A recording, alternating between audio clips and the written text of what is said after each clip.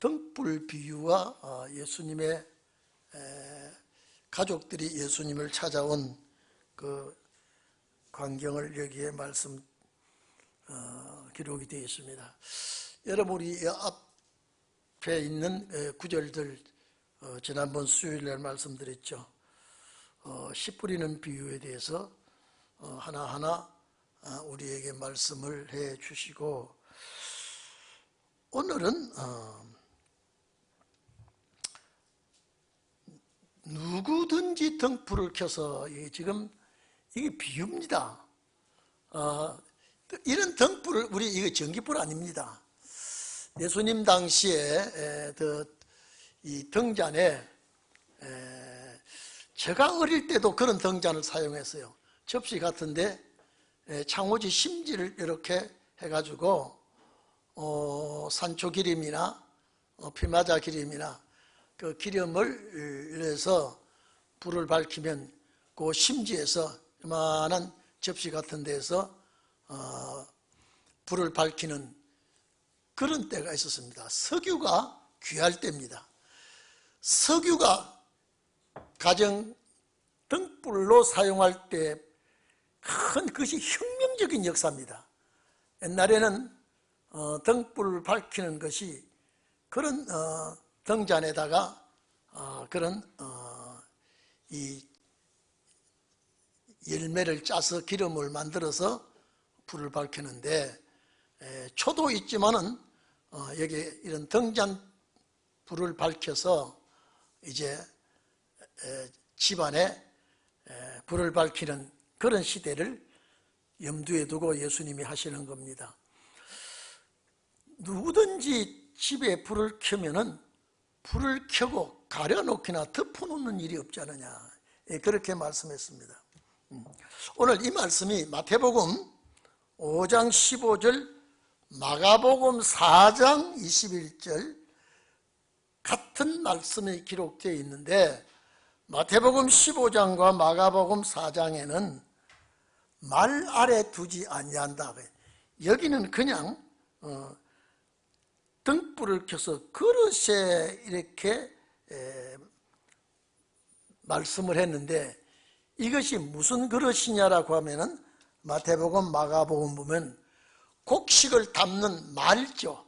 되말하는 그 말을 등불을 켜놓고 이렇게 덮는 사람이 누가 있겠느냐 이 말이에요. 이거는 불을 밝혀서 다 보도록끔 하는데, 등불을 가려서 걸어서 말이라고 하는 곡식을 대고 하는 그 말이라고 하는 그 그릇으로 덮는 사람이 누가 있겠느냐. 또 한 가지는, 자, 평상이 나옵니다. 평상은 침상 또는 침대 이렇게 말하는데, 그 아래에다가 두는 자가 누가 있느냐 이 말이죠. 이거는 상식적이죠. 불을 켜가지고 감춰놓고 안 보이도록 가려놓는 자가 누가 있느냐 이 말이죠. 이렇게 불을 켜놓고 사람들이 들어오게끔 하고 서로가 대면하고 이렇게 사용하는 어둠을 밝히는 이런 도구를 누가 가리는 자가 있겠느냐 이 말이에요. 등경 위에, 그러니까 이렇게 등잔이 불이 있으면 이런 비싼 이 막대기를 해놓고 이게 판이 있으면 여기에다가 이렇게 등잔을 이렇게 얹습니다. 그래서 불을 밝히는 건데, 지금 요사의 아이들은 전혀 그건 구경도 못했을 거예요. 상상도 못하고. 저희들 어릴 때는 그런 등잔이 좀 두루두루 많이 있었습니다. 그래서 여기에다가 불을 켜는데, 이렇게 방에서 등잔에 불을 켜고 집안을 비추게 하는데, 이걸 말이나 그릇으로 감춰놓기나 침상 밑에 이렇게 안 보이게, 빛이 안 보이도록 하는 사람이 누가 있겠느냐. 민방위 훈련 말고요. 그때는 민방위 훈련도 없었고, 예수님의 비유는 그러면 반드시 불은 밝혀야 되고, 불이 밝으면 밝을수록 어두움이 물러가는 빛을 말하고 있는데, 누가 그렇게 하겠느냐. 등장 위에 이렇게 불을 밝히지 감축이나 덮어놓는 자가 누가 있겠느냐. 들어가는 자를 다, 집에 손님이 오든지 누가 들어오면 다 보기 위해서 하는 것이 아니냐라고 말하면서 그 다음에는 숨은 것은 반드시 드러난다. 두 가지가 있습니다. 진리편에 감추는 이 진리는 언제 이것이 밝혀도 싹 밝혀질 것을 말하고, 죄를 짓든지 어둠의 세력도 반드시 밝혀질 날이 있다. 오늘 우리가 하나님 편에서 진리의 불을 가지고 있으면 언제 밝혀도 이것은 공개적으로 밝혀지게 될 것이다. 오늘 여러분들이 가지고 있는 이 진리는 언제 폭발해도 폭발하게 되어 있습니다. 많은 사람이 보도록끔 주님은 역사해 주시게 되어 있습니다.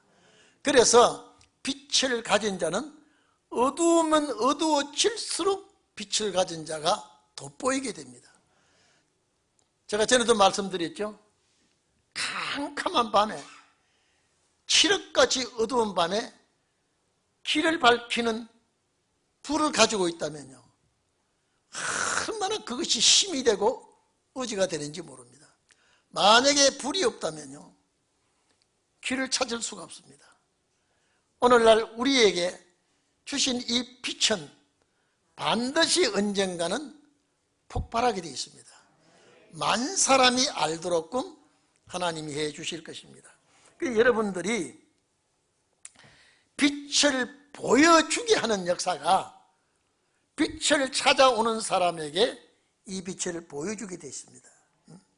그래서 빛이 없으면 볼 수가 없습니다.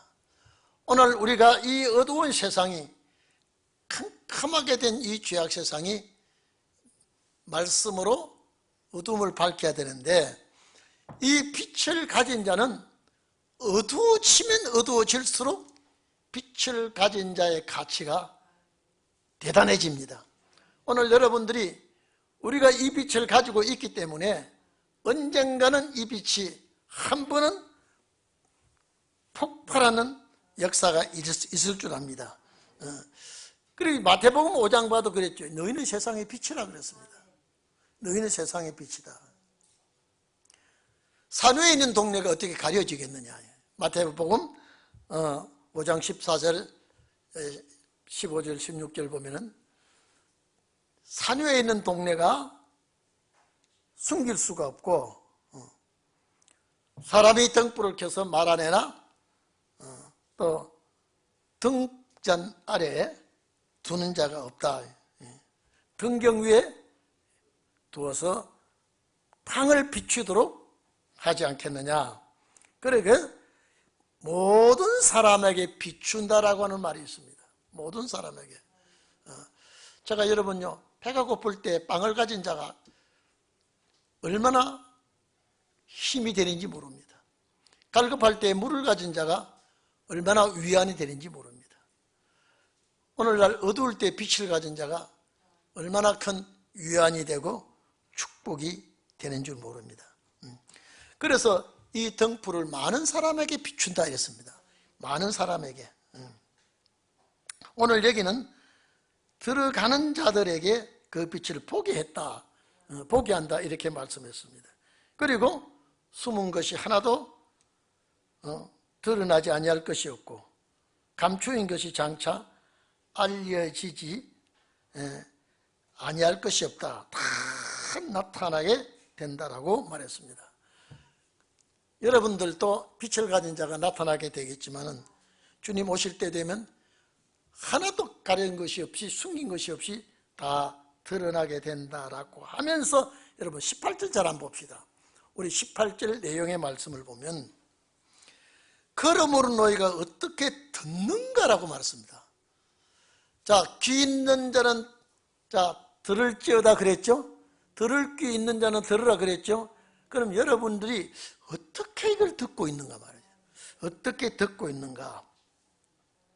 그래서 우리는 정말로 하나님의 말씀을 어떻게 듣고 있는가. 여러분요, 씨 뿌리는 비유를 여러분 어떻게 들었습니까? 길가에 독작밭에 가시덤굴에 좋은 땅 옥토에 주님께서 말씀하시는 이 비유를 어떻게 마음으로 여기에 받아들이고 있는가. 주님께서 하시는 비유나 이 말씀을 너희들이 어떻게 받아들이고 있는가. 조심을 해라 이 말. 삼가 조심을 해라 이 말이에요. 스스로 삼가라 이 말은 경하게 여기지 말고 꼭 이 말씀이 나의 말씀인 줄 알고 내가 이 말씀을 생명의 양식으로 진리의 샘물로 받아들이고 있는지 조심을 하라. 그냥 설렁설렁 듣는 자가 되지 말고 이 말씀이 언제 나에게 필요한가요? 여러분, 영혼구원은 이렇게 말할 필요도 없습니다. 영혼구원은요, 영혼구원은 말씀을 아느냐 모르느냐가 아니라 예수를 믿느냐 안 믿느냐 이게 끝납니다. 성경을 몰라도 괜찮아요. 성경 말씀을 몰라도, 창세기가 누가 지은지도 모르고 창세기가 신약에 있는지 창세기가 구약에 있는지 몰라도 상관없어요. 예수 십자가만 내가 알면 됩니다. 이게 은혜 시대와 신혼의 날이 다른 역사가 구별되게 되어 있습니다. 그래서 내 말을 듣고 지키는 자, 이 말을 행하는 자, 이 어떻게 들리고 있는가. 성령이 교회들에게 하시는 말씀을 아시아 7교회 주님이 말씀하실 때도 성령이 교회들에게 하시는 말씀을 들을지어다. 귀 있는 자는 들을지어다. 그럼 여러분들은 주님이 이렇게 섬세하게 세밀하게 하신 말씀을 어떻게 듣고 있는가. 이거는 내 말씀으로 들어야 돼요. 내가 이 말씀의 중심에 서야지 그냥 듣는 것으로 그냥 지나가 버리면 내 영의 양식이 될 수 없습니다. 왜냐하면 특히 신혼의 날은요, 어쨌든 나와 말씀이 묶어져야 돼요. 나와 말씀이 묶어지고 이 말씀이 어느 시대에 필요하고 이루어지는 것인가, 누구에게 해당되는 것인가. 오늘 이 말씀이 이방인에게냐, 13대 그냥 어느 시대에 필요한 말씀이냐, 아니 14대 신혼에 해당되는 말씀이냐. 이 말씀을 어떻게 듣고 있는가. 주님이 한번 이게 푸시를 하고 있습니다. 오늘 예수님 당시에 제자들에게 한 말씀 같지만은 이 말씀이 응하는 시대에 우리에게 하시는 말씀이에요. 여러분 잘 듣고 계시죠? 이 말씀이 생명의 만나라고 확신하고 계시죠? 이 말씀을 놓치고는 내가 살 수 없다고 내 마음에 정리가 되고 있죠? 그래서 어떻게 듣는가라고 강조점을 하고 계시면서 스스로 삼가라고 하는 말씀은 그냥 대충 하지 말고 정말로 이 말씀을 삼가. 왜 나에게 이 말씀을 한 것이 나에게 어떻게 응하게 될 것인지 정말로 조심을 하고 말씀에 접근을 해야 됩니다. 그래서 우리는 마태복음 5장에도 제가 조금 전에 말씀드렸지만은 너희 빛을 모든 사람에게 비추어 너희가 착한 행실을 보고 하나님께 영광을 돌리게 하라. 여러분 착한 행실이요, 윤리와 도덕적이 아니라 말씀 전하는 것, 진리의 말씀을 알리는 것. 이게 얼마나 우리에게 착한 행실인지 모릅니다. 이것을 보고 알도록 해라. 그래서 누가복음 8장 17절 말씀이 마태복음 10장 26절 27절에 기록이 되어 있고, 누가복음 오늘 12장 2절 3절에도 감추는 것이 다 드러나고 숨은 것이 다 밝혀질 날이 올 것이라고 말씀하면서 어두운 데서 이르는 것을 광명한 데서 알게 하며 귀 속으로 듣는 것을 집 위에서 전파하리라. 감춘 것이 하나도 없이 다 공개되는 날이 올 것이라고 하면서 너희가 어떻게 듣는지 삼가하도록 하라. 누구든지 있는 자는 받겠고 없는 자는 그 있는 줄로 아는 것까지 빼앗기리라. 왜 이 말씀했습니까? 왜 삼가 조심해서 들으라. 이 말씀이 내가 확실하게 이 말씀에 서지 못하고 말씀대로 살지 못하고 말씀대로 지키지 못하면은 이 모든 말씀에서 너희가 빼앗기게 될 것이다 이 말이에요. 하나님의 뜻대로 살고 말씀대로 지켜나가지 아니하면 가져 있는 것 같이 생각하는 것 같이 다 빼앗기리라.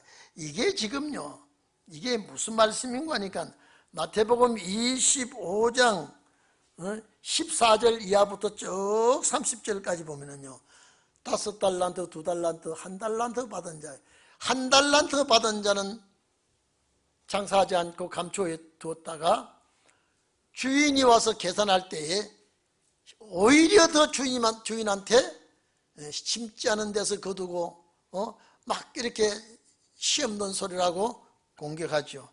그때 주인이 어떻게 합니까? 그 1달란트를 빼앗아 버립니다. 1달란트를 빼앗아서 10달란트 남긴 자에게 넘겨주지요. 그래서 있는 것까지 빼앗긴다 그러면요, 1달란트 받은 자도 하나님의 백성이에요.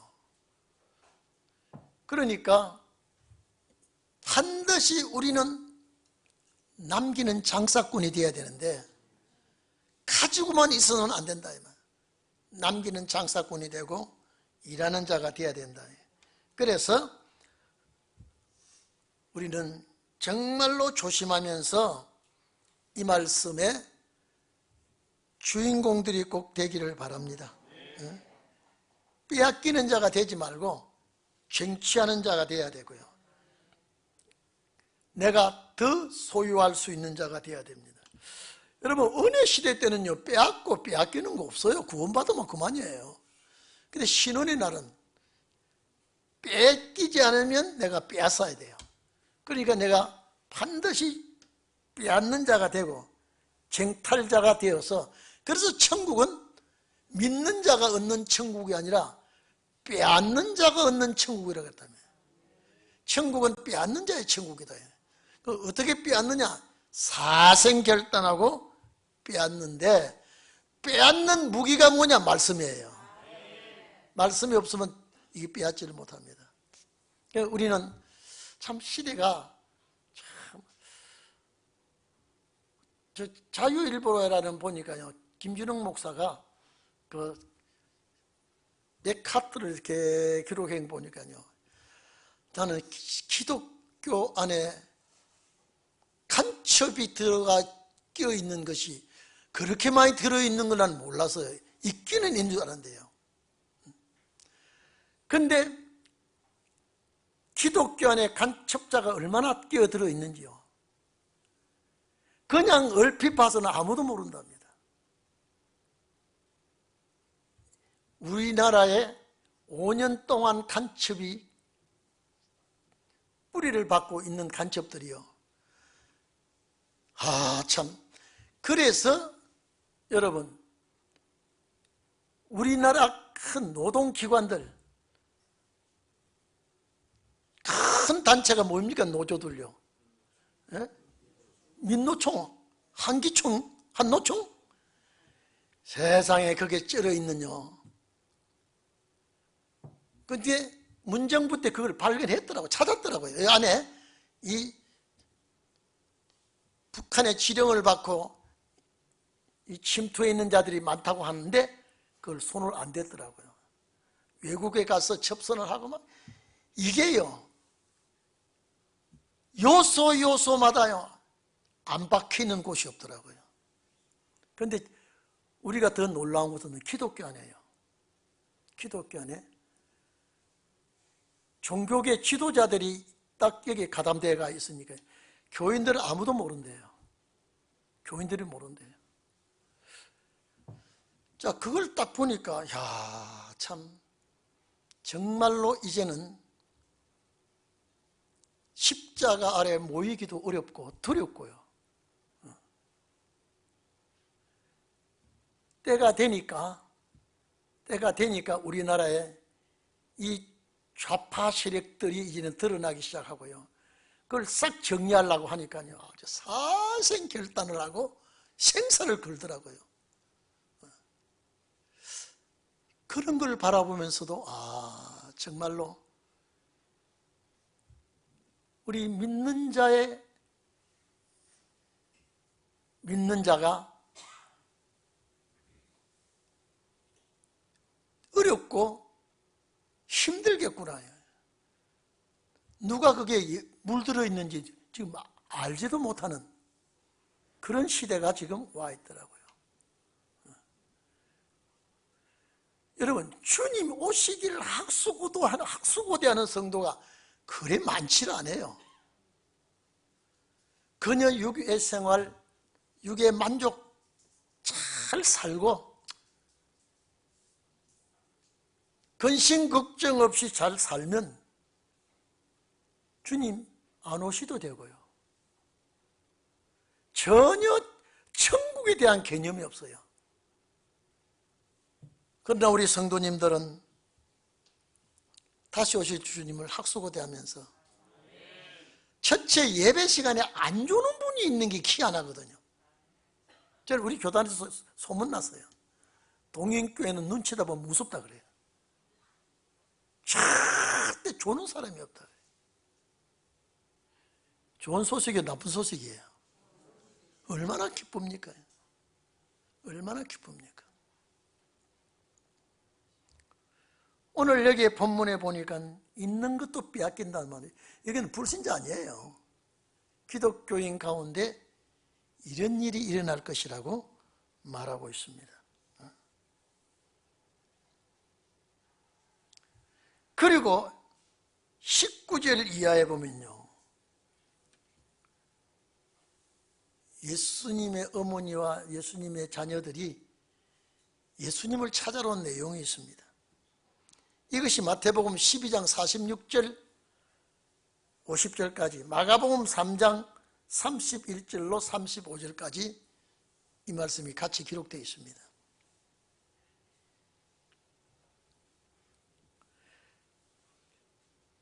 여기에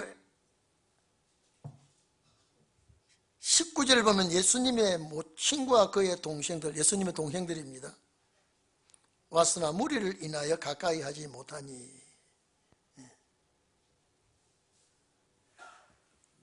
여기에서 지금 더 세밀하게 내용을 보면 마가복음 3장 21절로 28절 보면은 예수를 비난하고 예수를 미쳤다 하고 귀신 들렸다 하고 막 끼는 소리가 차차하게 막 예수님께 막 공격을 하고 하니까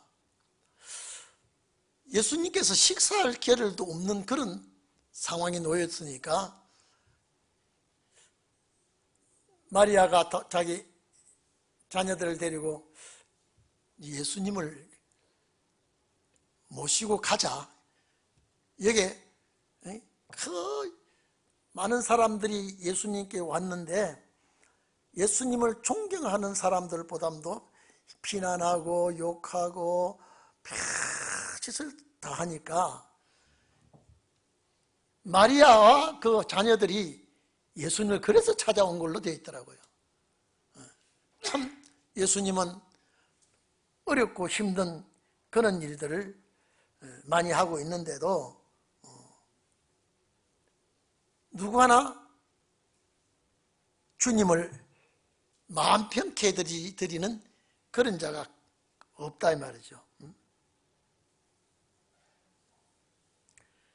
이 말씀이 요한복음 12장 47절에 보면요,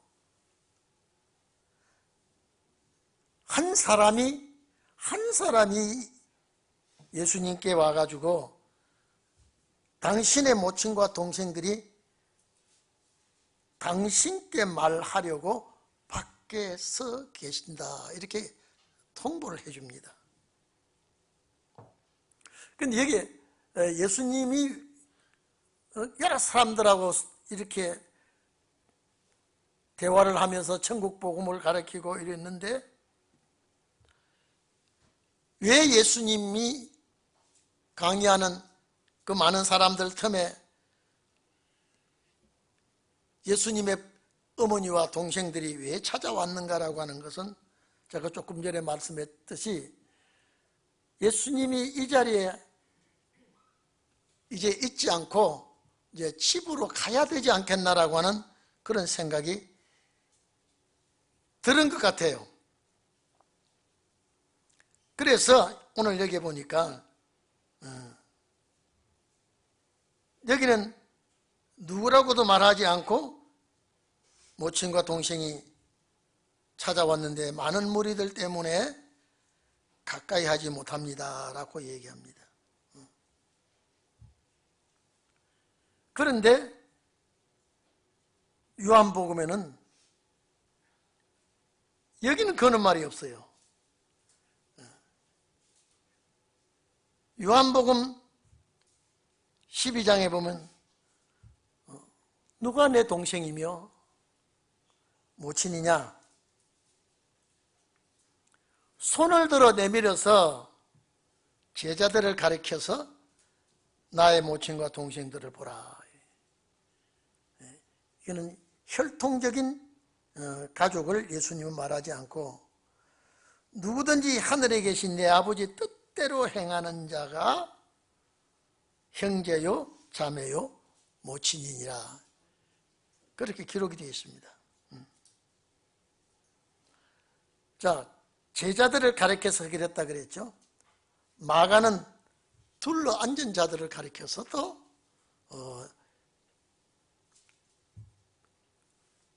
형제와 자매는 내 아버지 뜻대로 행하는 자라고 하면서 요한복음은 제자들을 가리켜서 말했고 마가는 둘러 앉은 자들을 가리켜서 예수께서 이렇게 말하고 있습니다.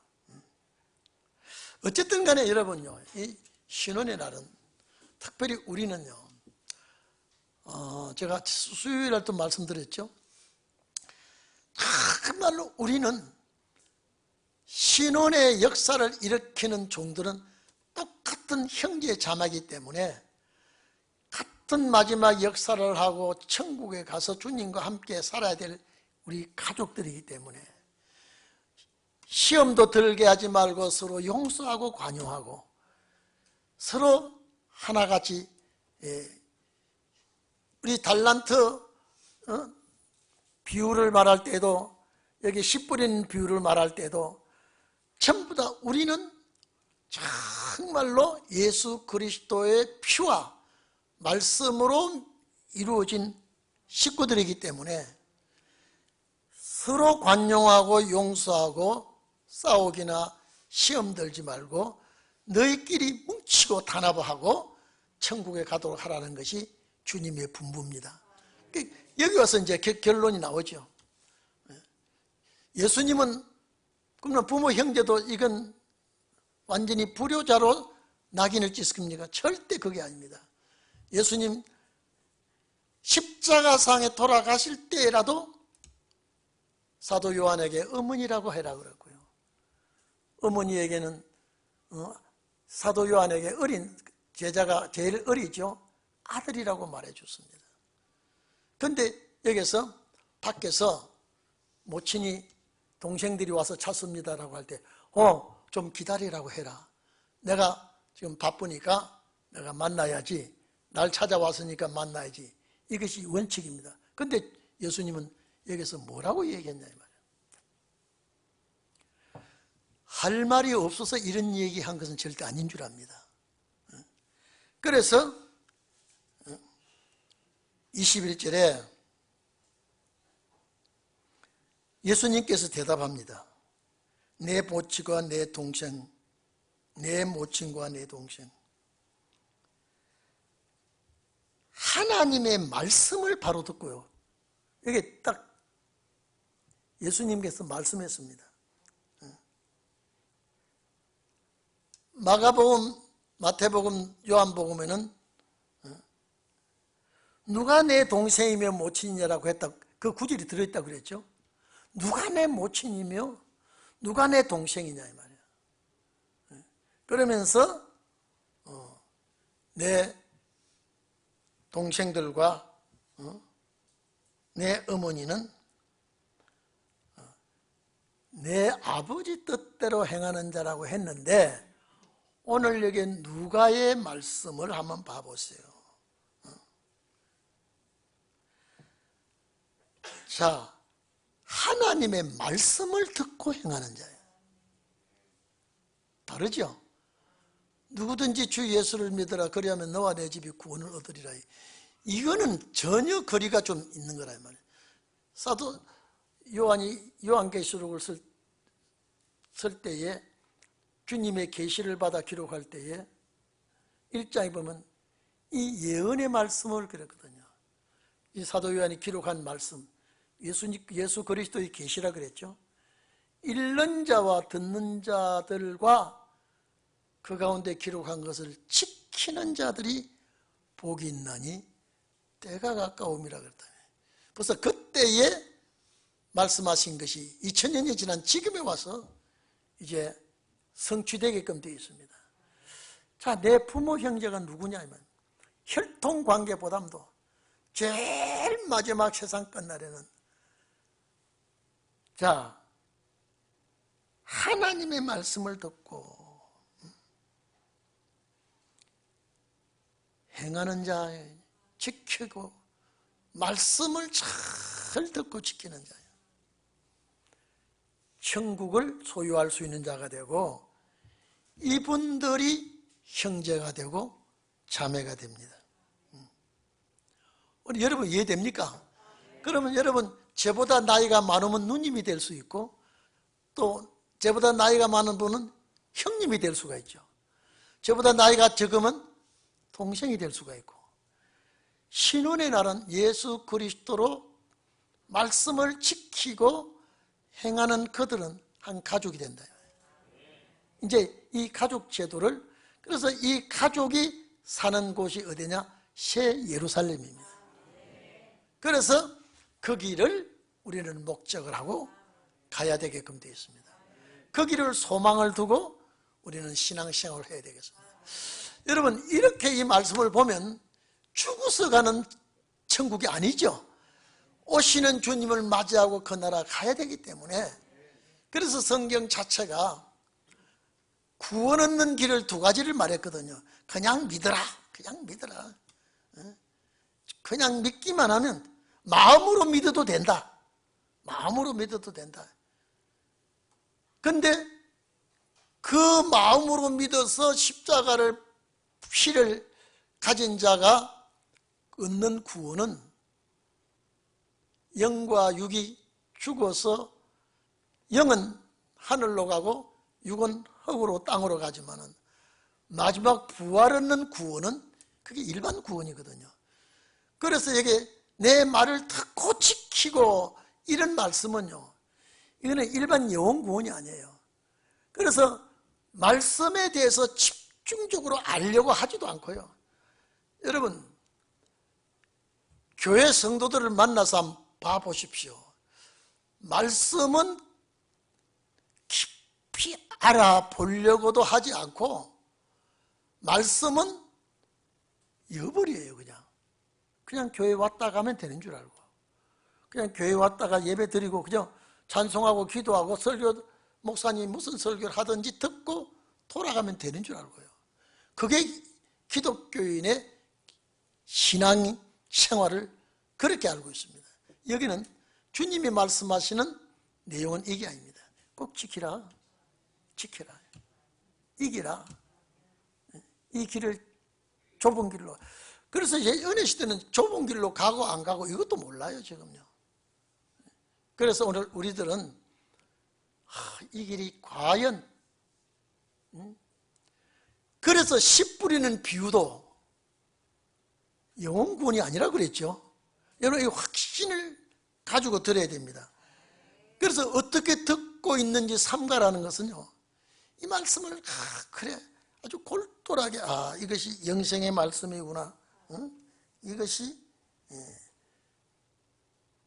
나를 인도하는 말씀이구나, 내가 이 말씀을 따라가야지, 기어코라도 이 길 따라가서 마지막 최후에 주님 맞이하는 길이라고 하면 이 길을 가야지, 이런 마음을 우리가 가지고 있어야 됩니다. 그래서 우리는 천국 가는 그 길이 쉽게 말하면 내비게이션 이게예요. 이것이 지시하는 대로 우리는 가야 되고요, 이 안내 표지판을 따라 우리는 주님 나라 가는 그런 성도들이 꼭 되시기를 바랍니다. 그래서 내 아버지의 말씀을 듣고 알아듣고, 그래서 듣는 자, 귀 있는 자 들으라 그랬죠. 이 말씀을 듣고 행하는 자, 실천하는 자라야 참 부모 형제가 된다. 이거는 육적 혈통을 놓고 하는 소리가 아니라 영적 세계에서 우리는 한 가족이 되었다라고 하는 것을 우리는 꼭 인식을 하시길 바랍니다. 우리는 한 가족이다 이 말이에요. 앞으로 그 나라 가서 함께 살 사람이다. 여러분, 그래서 각자 귀하게 보시기 바랍니다. 저번에 약점을 잡아내려면 약점이 자꾸 나와요. 단점은 덮어버리고 장점만 가지고 우리가 서로 이제 협력하고, 가정의 식구들도 마찬가지입니다.